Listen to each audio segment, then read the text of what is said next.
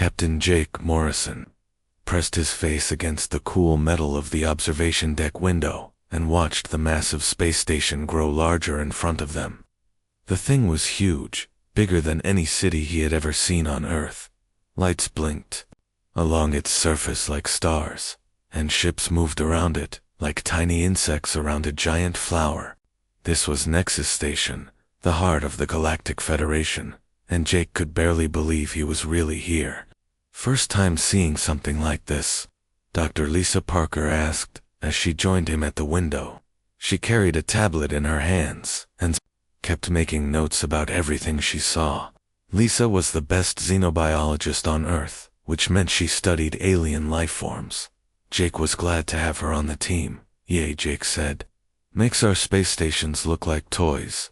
He turned away from the window and looked at the third member of their team.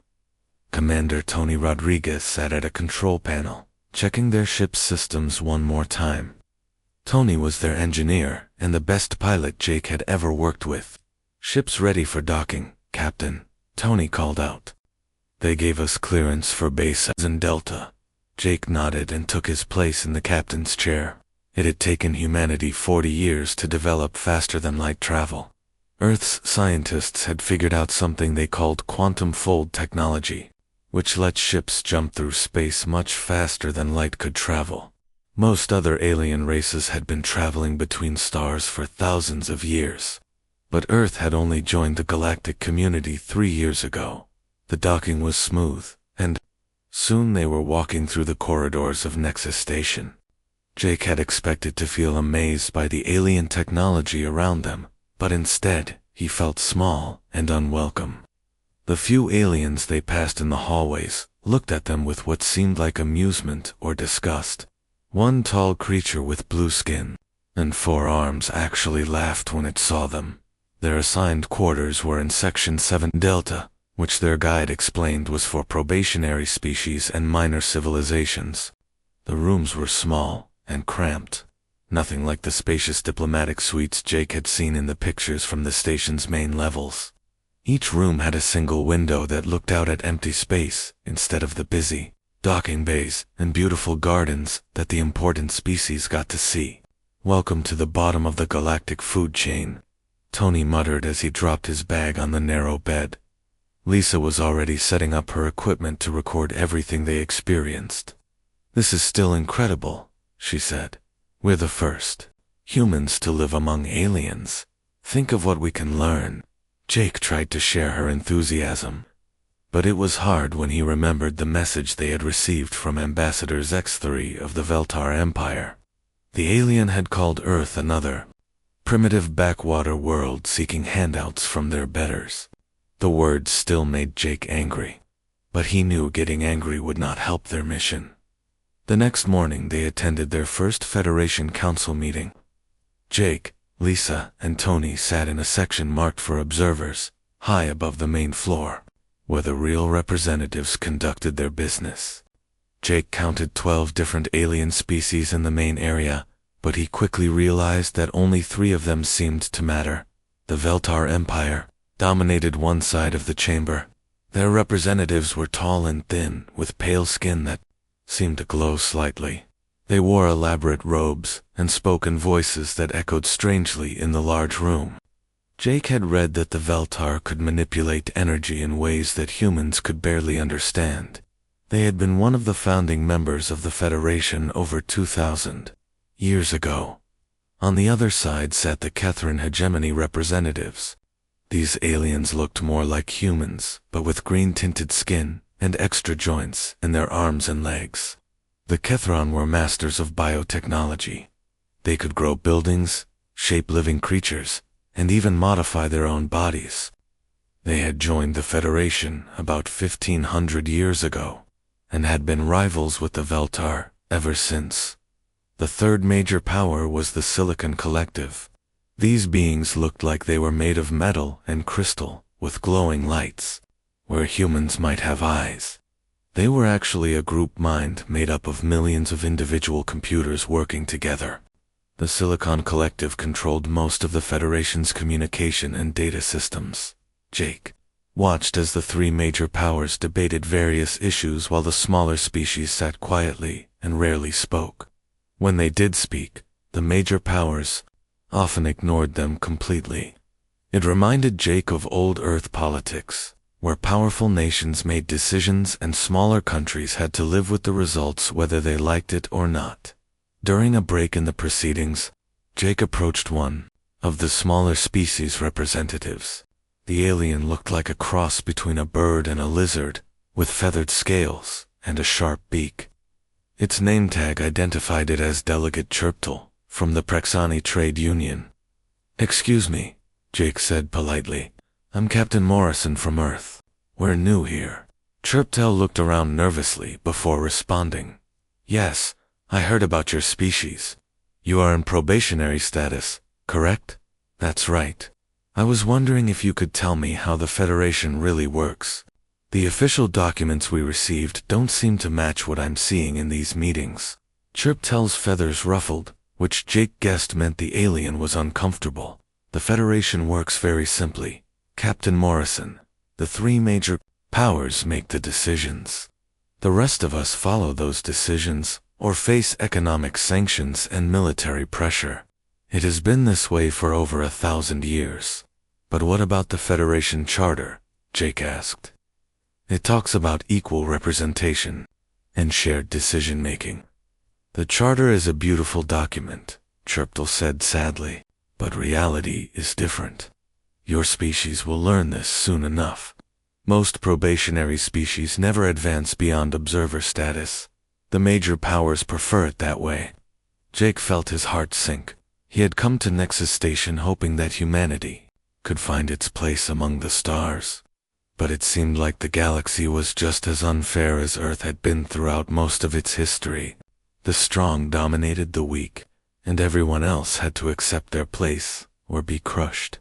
That evening, Jake sat in his small room, writing his first report to Earth. He had to tell Admiral Karen Phillips and President Dan Cooper that humanity's reception had been cold and unwelcome.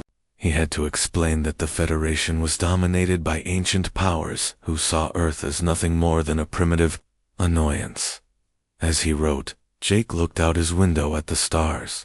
Somewhere out there was Earth, a small blue planet that had survived ice ages and wars and plagues, and somehow produced a species that could travel between stars. Maybe the aliens were right to call Earth a backwater world. Maybe humans really were primitive compared to civilizations that had been exploring space for thousands of years.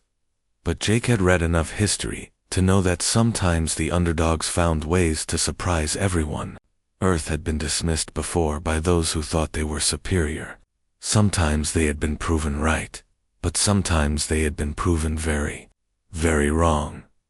Jake finished his report and sent it toward Earth. Tomorrow he would attend another council meeting and watch the major powers make decisions for everyone else. He would sit in his observer seat and take notes and try to learn how the galaxy really worked. But deep down, Jake Morrison was already starting to think that maybe, just maybe, the galaxy needed to learn a few things about Earth too. Admiral Karen Phillips stared at Captain Morrison's report on her desk and felt her jaw tighten with anger. The words "primitive backwater world" seemed to burn off the screen as she read them again. She had expected the aliens to be cautious about accepting humanity into their federation, but the level of dismissal and contempt in Morrison's description made her blood boil. "They think we're nothing more than barbarians with lucky technology," she said to President Dan Cooper, who sat across from her desk in the Space Command headquarters.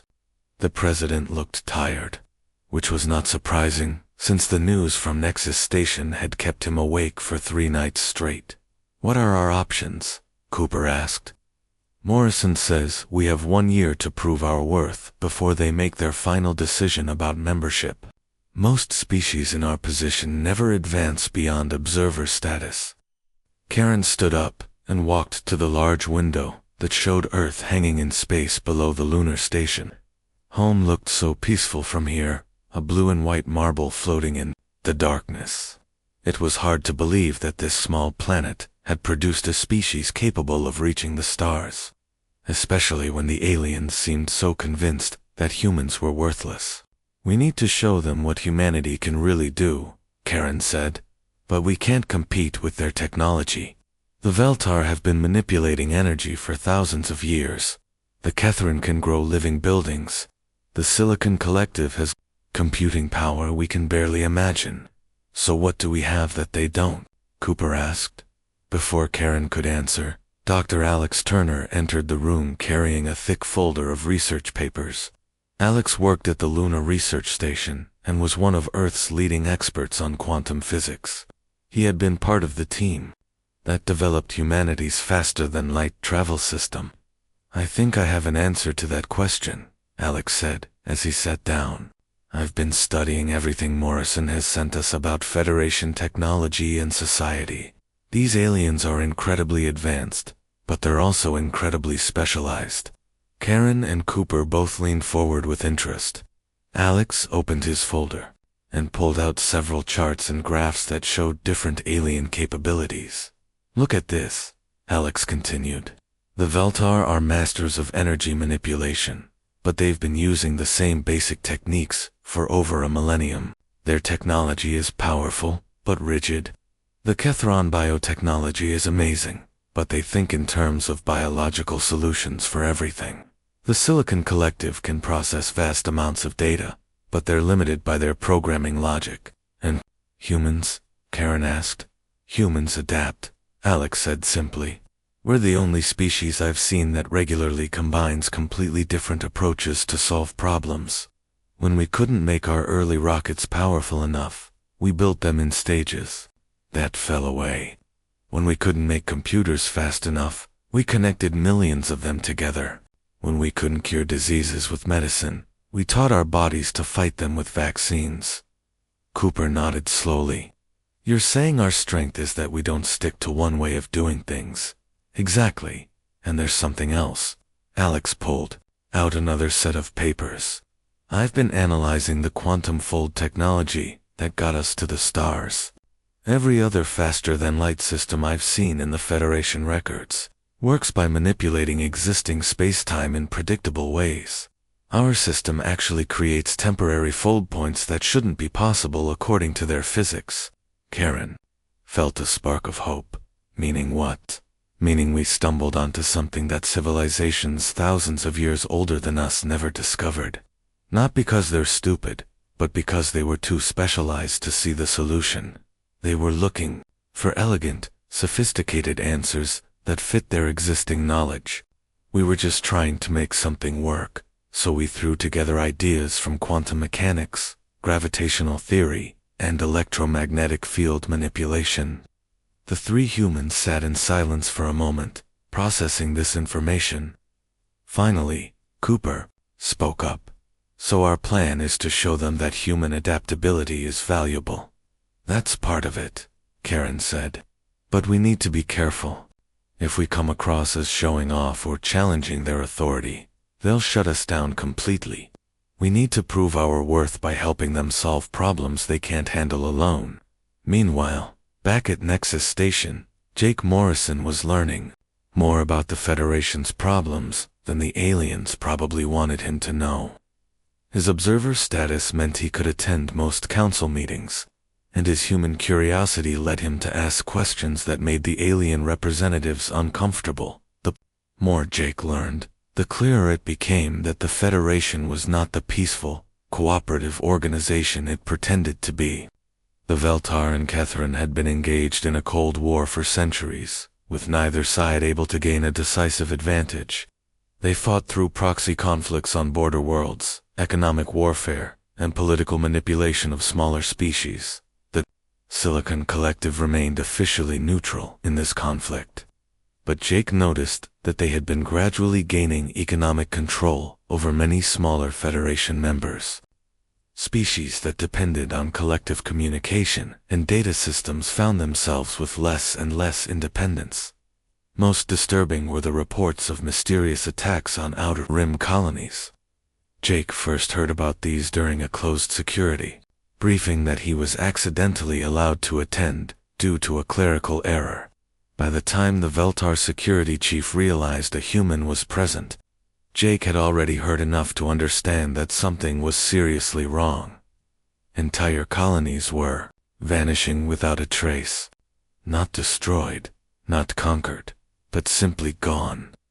The Federation had lost contact with over 30 settlements in the past 2 years, and they had no idea what was happening. Search teams sent to investigate found empty worlds with no signs of battle or struggle. The colonists had simply disappeared. The 3 major powers were handling this crisis in typical fashion. The Veltar wanted to respond with massive military force, sending huge fleets to patrol every border system. The Kethron insisted on careful biological analysis of each disappearance site, looking for clues about what kind of enemy they faced.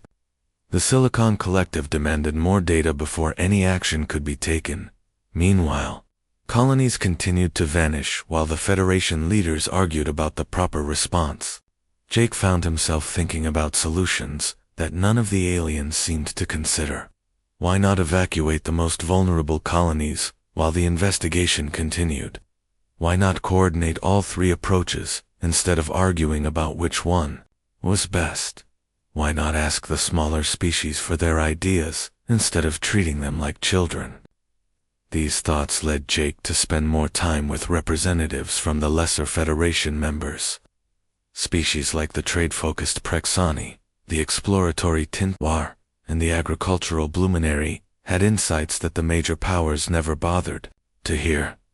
They knew about shipping patterns, unexplored regions, and resource distribution in ways that could be valuable for understanding the disappearances. Jake started sending detailed reports back to Earth about everything he learned. The political tensions, the mysterious attacks, the rigid thinking that prevented the Federation from responding effectively to new challenges. He could see patterns and possibilities that the aliens missed, not because he was smarter, but because his human perspective was different from theirs. Admiral Phillips read these reports with growing excitement. Earth's scientists were making progress on their own projects, but they needed more information about Federation technology to complete their work. More importantly, they needed an opportunity to demonstrate human capabilities without appearing threatening. The mysterious colony disappearances might provide exactly that opportunity. If humanity could help solve a problem that had stumped the Federation's greatest minds, it would prove that Earth deserved respect and membership. But first, they needed to understand what they were really dealing with. Karen sent an encrypted message back to Morrison with new instructions. Keep learning about the disappearances. Start building relationships with the smaller species representatives. And most importantly, start thinking like a human about alien problems. The galaxy was about to discover that sometimes the best solutions come from unexpected sources. The emergency alarm that echoed through Nexus Station made everyone freeze in place. Jake Morrison had been eating breakfast in the small dining area reserved for observer species when the sound started. A deep wailing that seemed to shake the entire structure. Around him, alien representatives from dozens of minor species looked at each other with fear in their eyes. Within minutes, announcement screens throughout the station displayed the same terrible message in hundreds of languages.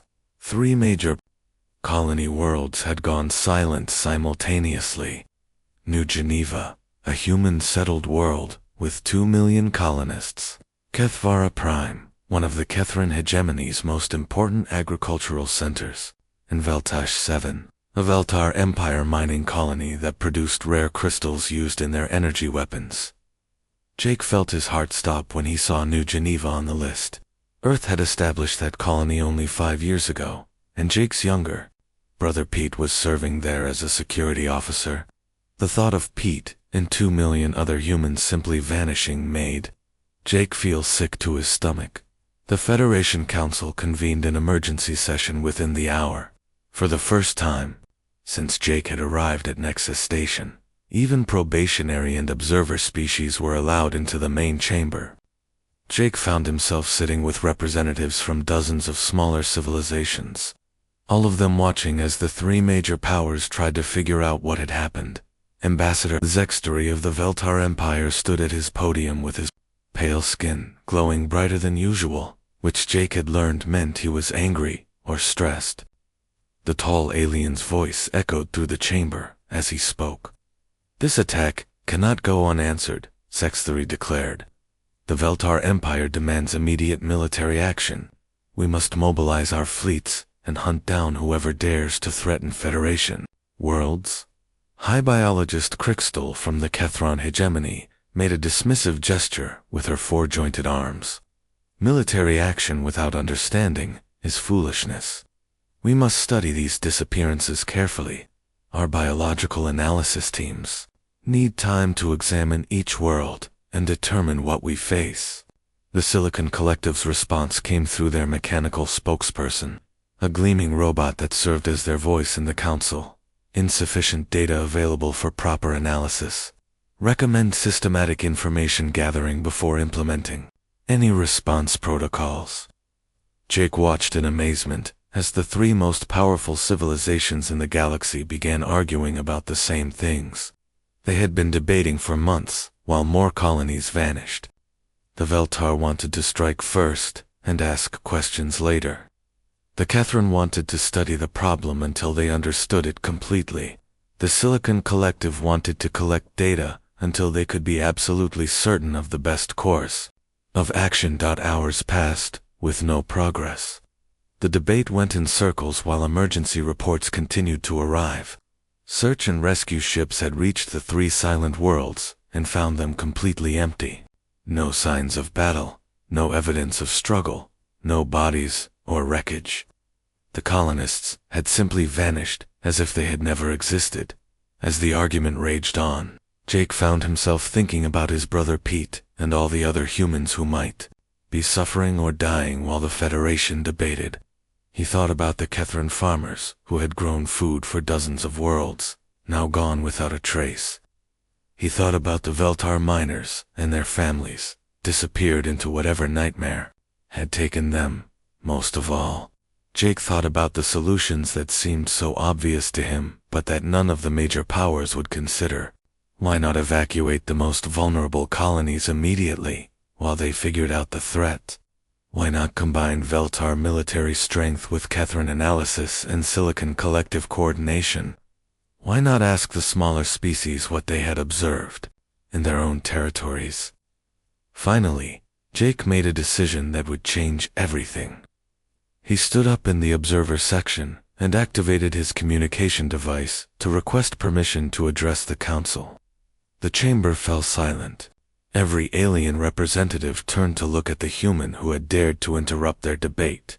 Ambassador Zextory's response was sharp and immediate. "Observer species do not have speaking privileges during council sessions. Return to your seat immediately." But Council Arbiter Quellinara, a member of the neutral moderator species that oversaw Federation procedures, raised one of her 6 arms. "Emergency protocols allow any Federation member or observer to present information relevant to ongoing crises. The human representative will be permitted to speak." Jake's legs felt weak as he walked down to the main floor of the council chamber. Hundreds of alien eyes watched his every move, and he could hear whispers in languages he did not understand. He had never felt so small or so alone, but he thought about Pete and all the missing colonists and found his courage. "Thank you, Arbiter Quellinara," Jake said as he took his place at the speaker's podium. "My name is Captain Jake Morrison, representing Earth. I know I'm just an observer from a probationary species, but I've been listening to this debate and I think I might have some ideas that could help." The chamber erupted in surprised chatter. No observer species had ever addressed the full council before, and certainly not one from a primitive backwater world like Earth. But Jake pressed on, despite the noise. "I've been studying the disappearance patterns, and I think we're approaching this wrong. Instead of arguing about which response is best, why don't we use all of them at the same time?" High biologist Crystal made an annoyed clicking sound. "Explain what you mean," Human. Jake took a deep breath and outlined his plan. The Veltar have the strongest military in the galaxy. Use their fleets to protect and evacuate colonies that might be targeted next. The Kethran have the best analysis capabilities. Send their teams to study the disappeared worlds while the Veltar military keeps them safe. The Silicon Collective has the most advanced communications and logistics systems. Use their networks to coordinate the entire operation and track any new disappearances in real time. The three major powers immediately began objecting. Each insisted that their approach was superior and that combining methods would only create confusion and inefficiency. But something interesting happened as they argued. Representatives from the smaller species began speaking, up in support of Jake's proposal. Delegate Chirptal from the Praxani Trade Union pointed out that his people's merchant ships traveled to every corner of Federation space and could serve as an early warning network. The Tindar Exploration Service offered to scout potentially dangerous systems. The Bluminary Agricultural Collective volunteered to help feed and house evacuated colonists. For the first time in Federation history, the minor species were being asked for their input instead of just being told what to do. Jake saw hope and excitement in their faces as they realized they could contribute something valuable to solving the crisis. But the major powers were not ready to give up their control, so icily, Ambassador Zexiri stepped forward with his skin glowing even brighter than before. This human presumes to lecture civilizations that mastered space travel when his world was still primitive. We will not take orders from a species that only achieved faster-than-light flight 3 years ago. Jake felt his temper flare, but forced himself to remain calm. I'm not trying to give orders to anyone, Ambassador. I'm just suggesting that maybe different perspectives working together might be more effective than the same old arguments. Before anyone could respond, another emergency alert sounded throughout the chamber. The message that appeared on every screen made the entire council gasp in shock. A massive fleet of unknown ships had appeared at the edge of Federation space, and they were heading directly toward the core worlds. The debate about response methods suddenly seemed much less important. Whatever had been taking the colonies was no longer hiding in the shadows. It was coming for the heart of the Federation itself, and all their ancient power and rigid thinking might not be enough to stop it. The Devourer fleet moved through Federation space like a plague of metal locusts, consuming everything in their path. Jake Morrison stood in the emergency command center that had been hastily set up near the main council chambers, watching the tactical displays show red dots spreading across the galaxy map. Each red dot represented a world that had gone silent as the ancient enemy advanced. The aliens who had built these ships were unlike anything in Federation records. Dr. Lisa Parker had worked with xenobiologists from 12 different species to analyze the few grainy images captured by fleeing vessels, and what they found chilled everyone to the bone.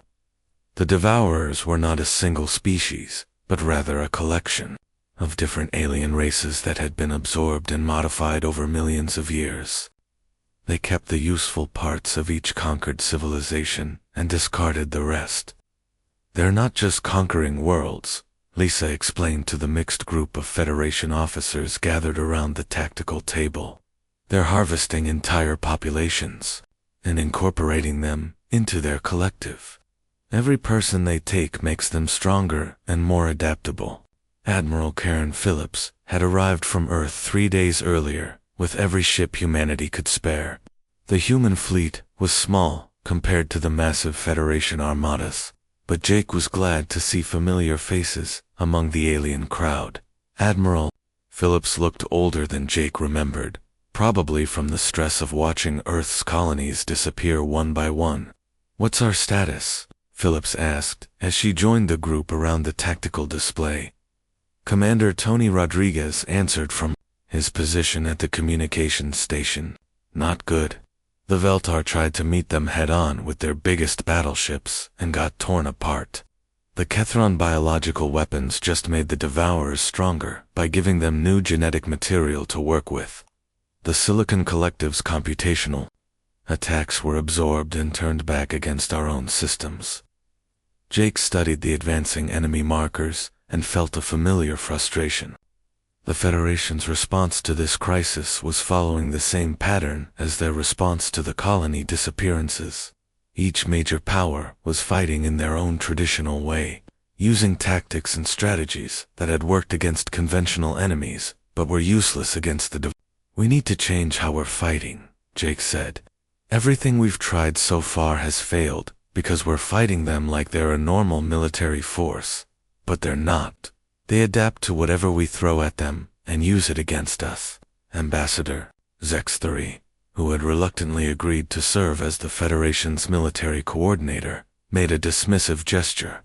And what would a human know about fighting an enemy that has conquered civilizations for millions of years? Before Jake could answer, an urgent message came through on the emergency channel. Commander Sarah Mitchell, leading a mixed squadron of human and alien ships, was requesting immediate support. Her group had been trying to evacuate colonists from a world in the Devourer's path when they encountered an advanced scout fleet. "This is Mitchell," her voice crackled through the speakers. "We've got maybe 20 Devourer ships closing in on our position. The evacuation transports are loaded, but they're too slow to outrun the enemy, requesting immediate assistance." Jake watched the tactical display as red enemy markers converged on Sarah's blue friendly icons. The nearest Federation fleet was hours away, far too late to help with the evacuation. By the time reinforcements arrived, another world's worth of innocent people would be gone. "Mitchell, this is Morrison," Jake said into his communicator. "How many evacuation ships do you have?" 12 transports carrying about 50,000 civilians. We've got 6 escort fighters, but they won't last long against those Devourer ships." Jake looked at the display and saw something that the Federation's traditional military thinking would never consider. The Devourer ships were moving in a perfect formation, following predictable attack patterns based on maximum efficiency. They were organized and methodical, which meant they were also inflexible. "Sarah, listen carefully. Don't try to fight them in a straight battle. Break your formation and scatter in different directions. Make them choose which ships to chase." "That goes against all standard escort protocols," Sarah replied. "If we scatter, we can't protect the transports. Trust me on this. The expect you to cluster together for protection. When you scatter, they'll have to split their forces to chase everyone. That gives each group a better chance to escape." Admiral Phillips stepped forward and spoke into the communicator. "Mitchell, follow Morrison's instructions. All Federation ships in the area, implement scattered retreat pattern immediately." What happened next amazed everyone in the command center. Sarah's squadron broke apart into 6 different groups, each taking different escape routes. The Devourer fleet, programmed for efficient conquest, couldn't adapt quickly enough to the chaotic human tactic. They split their forces to pursue each group, but their reduced numbers meant they couldn't overwhelm any single target. 11 of the 12 evacuation transports escaped. The loss of one ship with 4,000 civilians was tragic, but it was far better than losing all 50,000 lives to the Devourer's methodical harvest. The success of the scattered retreat tactic spread quickly through Federation communications networks.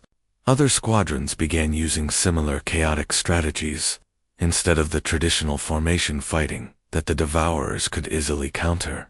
Human tactical officers were suddenly in high demand as advisors to alien commanders who had never considered fighting in such an unorganized manner.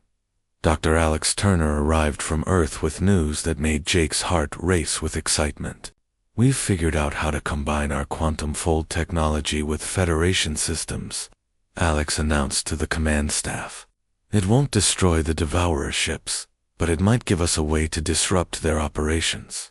Alex explained that by linking human quantum fold generators with Veltar energy manipulators and Silicon Collective computational systems, they could create localized space-time distortions. These distortions would scatter enemy fleets across multiple star systems and disrupt the Devourer's carefully coordinated attacks. The effect is temporary, Alex continued, but it could give us enough time to evacuate threatened worlds, or reposition our own forces. The key is that we need all three technologies working together. None of them can create this effect alone. Ambassador Zextory looked skeptical. You want us to trust our most advanced technology to a species that only developed space travel 3 years ago? With respect, Ambassador Admiral Phillips replied, your most advanced technology hasn't been working very well against the Devourers. Maybe it's time to try something different. The first test of the combined system came 2 days later, when a massive Devourer fleet approached the heavily populated world of Centax Prime. The world held over 1 billion inhabitants from 6 different Federation species, and there was no way to evacuate everyone in time. Jake found himself in command of the Experimental Defense Fleet, a mixed group of ships from humanity, the Veltar Empire, the Kethron Hegemony, and the Silicon Collective. It was the first time in Federation history that all 4 technologies had been combined in a single military operation. Quantum fold generators online, reported the human technicians. Veltar energy manipulators charged and ready, called out the Empire's officers. Kethron biological systems integrated with all ship functions, announced the hegemony representatives. Silicon, collective computational networks, synchronized across all vessels, stated the mechanical voice of the collective's spokesperson. As the Devourer fleet closed in on Centax Prime, Jake gave the order to activate the combined system. Space itself seemed to twist and bend around the enemy ships. The perfectly organized Devourer formation scattered across dozens of star systems, their coordinated attack plan completely disrupted. The effect lasted only 6 hours, but it was enough time to evacuate the most vulnerable populations and reposition Federation defenses. More importantly, it proved that cooperation between different technologies could create possibilities that none of the individual civilizations had imagined. For the first time since the crisis began, the Federation had found a way to hurt the Devourers without being absorbed or destroyed in return. The key was not superior technology or ancient wisdom, but the human concept of combining different approaches to create something entirely new. Jake looked at the tactical display, showing scattered enemy markers, and felt a spark of hope. The war was far from over, but humanity had helped prove that even the most ancient and powerful enemies could be surprised by tactics they had never encountered before. 6 months after the last Devourer ship had been scattered beyond the galaxy's edge, Jake Morrison stood in the rebuilt council chambers of Nexus Station and marveled at how much everything had changed. The rigid seating arrangement that had once separated the major powers from the minor species was gone, replaced by a circular design where every representative sat as equals. The old hierarchy that had nearly destroyed the Federation was being dismantled, piece by piece. The war against the Devourers had cost the galaxy dearly. Hundreds of worlds had been lost, billions of lives taken, and the Federation's military strength had been reduced to a fraction of what it once was. But from the ashes of that destruction, something new and stronger was being born.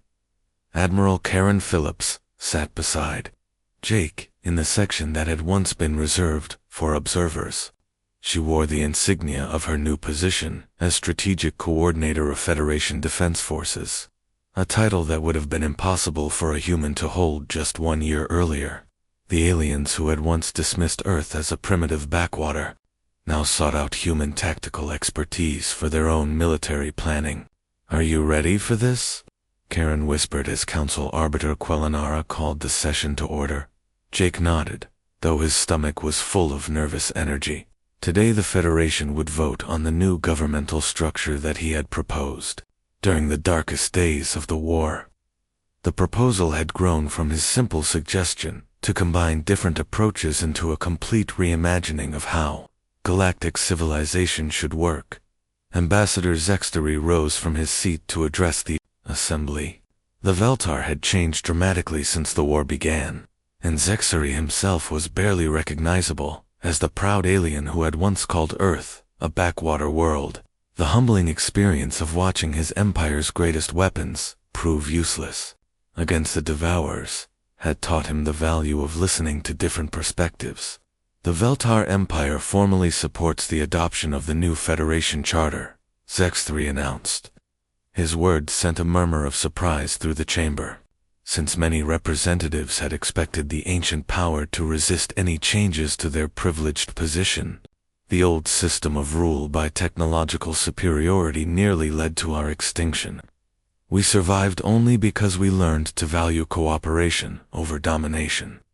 High biologist Crystal from the Catherine Hegemony spoke next. The hegemony also supports the new charter. Our biological analysis of the Devourer threat would have been worthless without human tactical thinking and Veltar energy systems working together. We have learned that diversity of thought is as important as diversity of life. The Silicon Collective's mechanical spokesperson delivered their decision with typical precision. Computational analysis confirms that cooperative systems demonstrate superior problem-solving capabilities compared to hierarchical structures.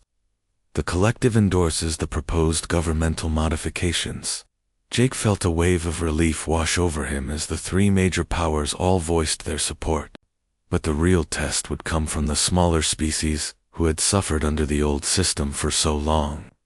Would they trust that this new arrangement would be different from the promises they had heard before?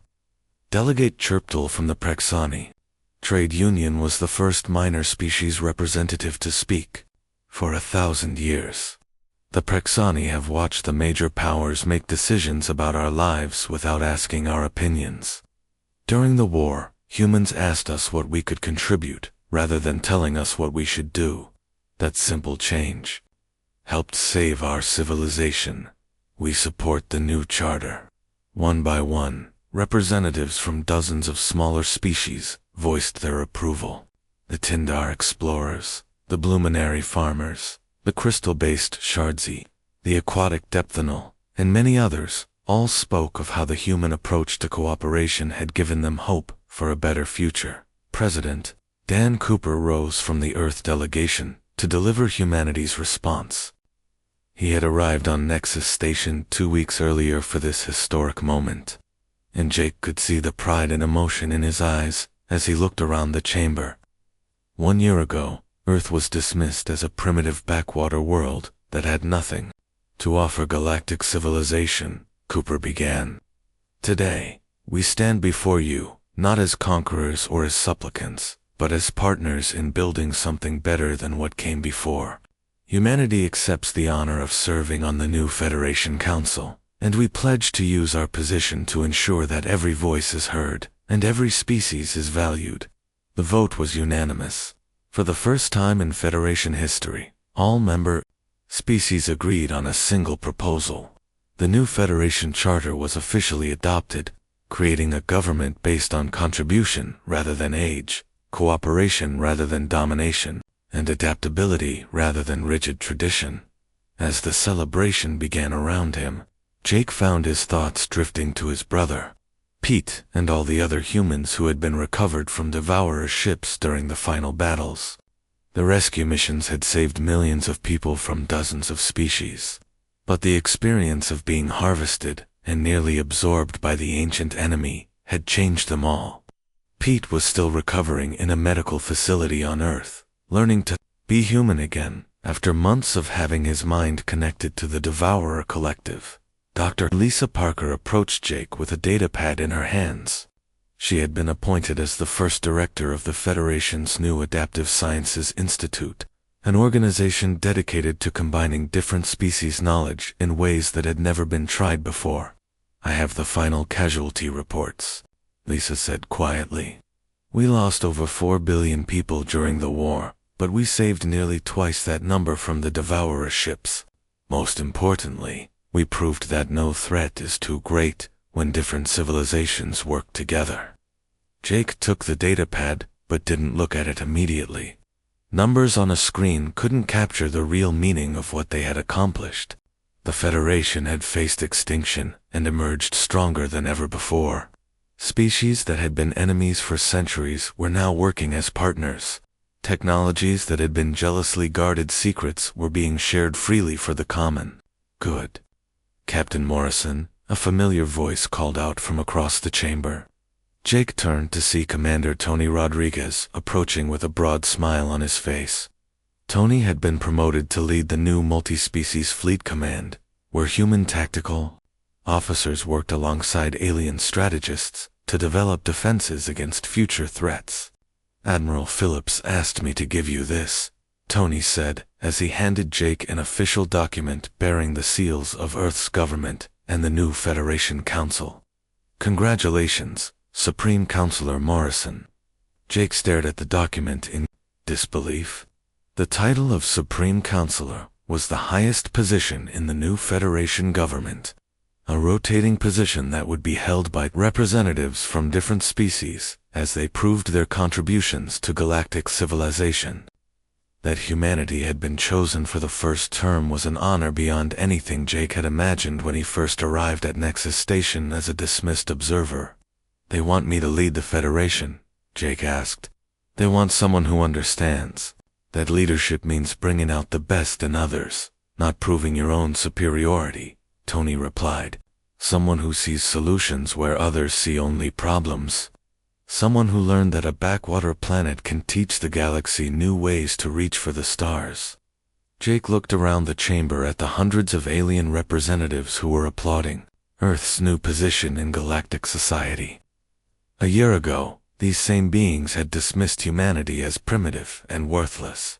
Now they were entrusting their future to human leadership and human ideals of cooperation and adaptation. As he walked to the Supreme Counselor's podium to take his oath of office, Jake thought about how much the galaxy had changed. The old Federation had been built on the idea that some species were naturally superior to others.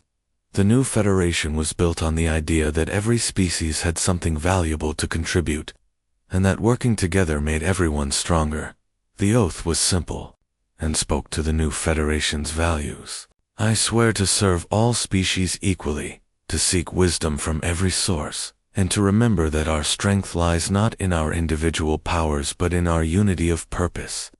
Jake spoke the words clearly, and felt their weight settle on his shoulders. Earth had gone from being a rejected backwater world to sitting on the galactic throne, but the real victory was not in humanity's rise to power. The real victory was in proving that diversity, cooperation, and the courage to think differently could overcome any challenge the universe might present. The galaxy was vast and full of unknown dangers, but it was also full of potential when different perspectives worked together toward a common goal. And at the heart of this new understanding sat representatives from a small blue planet that had refused to be dismissed, showing the stars that sometimes the greatest leaders come from the most unexpected places.